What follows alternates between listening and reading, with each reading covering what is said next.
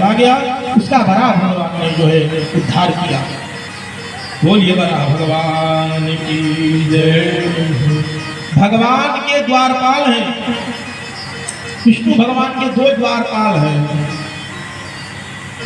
और दोनों जो हैं बड़े बलिष्ठ हैं और बड़े धार्मिक हैं। द्वारपाल हरि के प्रिय दो,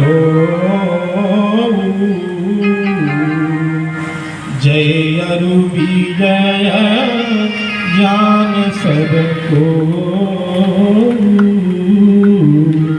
तो जो जय विजय नामक जो द्वारपाल हैं भगवान के, एक दिन ब्रह्मा जी के 4 पुत्र, जिनका वर्णन हम लोगों ने प्रथम दिन में श्रवण किया, वो दोनों लोग जब भगवान का दर्शन करने जा रहे थे, सनकादि द्वारपालों ने रोक दिया।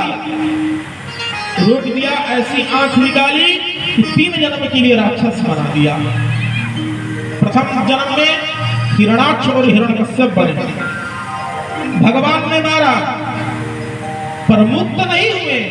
दूसरे जन्म में फिर रावण और कुंभकर्ण बने, फिर भगवान ने मारा पर मुक्त नहीं हुए।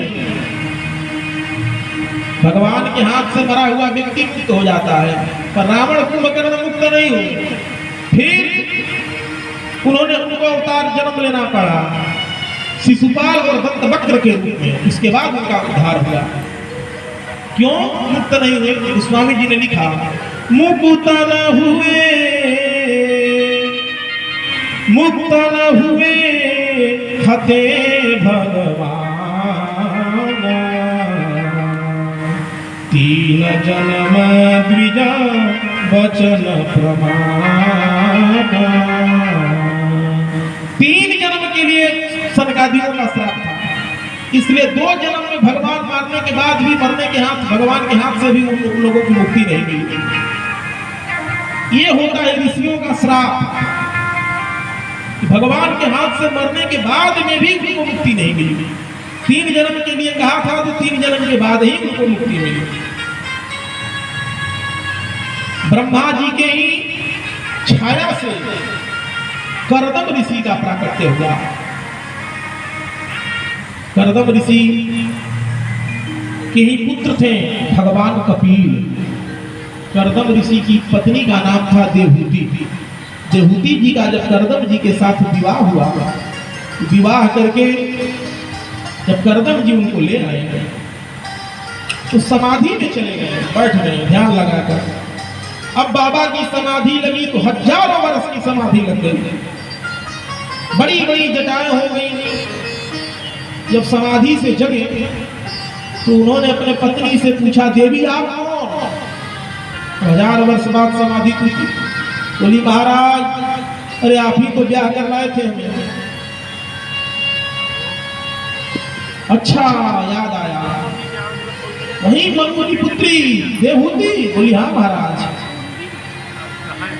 बोले अच्छा, उनको अभी तक सेवा की थी कि उन पर प्रसन्न हो गए और उन्होंने कामक नामक विमान का निर्माण किया और वो दोनों पति पत्नी खूब भ्रमण किए और कालांतर में 9 पुत्रियों को जन्म दिया। 9 पुत्री को जन्म दिया। 9 पुत्री को जन्म देने के बाद करदम जी बोले, अरे देवी हमने तो कहा था, सोचा था कि 1 पुत्र होने के बाद बाबा बन जाएंगे, यहाँ 9 पुत्रियां हो गई। इस गृहस्थी के चक्कर में जो है हम फंस रहे हैं। लोटा सोटा उठाए जाने लगी। सो देवहूति ने उनका चरण पकड़ा और बोली कि महाराज जब आप चले गए, चले जाएंगे तो इन बेटियों का कन्यादान कौन करेगा? बोले हाँ ये तो है। तब तक करदम जी ने कहा, अरे देवी भगवान ने कहा था कि करदम तुम विवाह करो, हम तुम्हारे यहाँ पुत्र रूप में आएंगे। तो लग रहा है उनके आने का समय हो गया। वहीं भगवान कपिल के रूप में उनके यहाँ प्रकट हुआ। बोलिए कपिल भगवान की। कपिल भगवान। अब इनके यहाँ 9 कन्या ब्रह्मा जी दर्शन करने के लिए कपिल भगवान के आए। तो ब्रह्मा जी के भी 10 पुत्र थे, उसमें 10वें नंबर के थे नारद जी। सो नारद जी घूमने के लिए निकल पड़े। सो 9 को लेकर ब्रह्मा जी दर्शन करने के लिए कपिल भगवान का आए। और इनके पास 9 पुत्री, ब्रह्मा जी के 9 पुत्र, मरीचि, अत्रि, अंगिरा, पुलस्त्य, पुलह, क्रतु, भृगु, वशिष्ठ, दक्ष। 10वें नंबर के थे नारद। नारद जी बेचारे घूमने निकल गए। अब इनके यहाँ 9 पुत्रियां थी, कला, अनसुईया, अरुंधति, ख्याति, शांति, क्रिया, हविर्भु।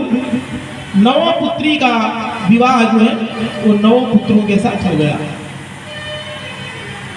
अब कर्दम ऋषि बोले, देवी अब तो कन्यादान हो गया, घर में बेटा भी है, अब मैं चला। देवहूति भी बोली कि भगवान अब मैं नहीं रोकूंगी आपको। कर्दम मुनि भगवान का भजन करने के लिए संन्यास ले लिए चले गए। अब देवहूति और बेटा कपिल दो ही आश्रम में रह रहे हैं। देवहूति कपिल जी के पास जाकर बोली, पुत्र मैं एक प्रश्न करना चाहती हूँ। बोले, क्या माता?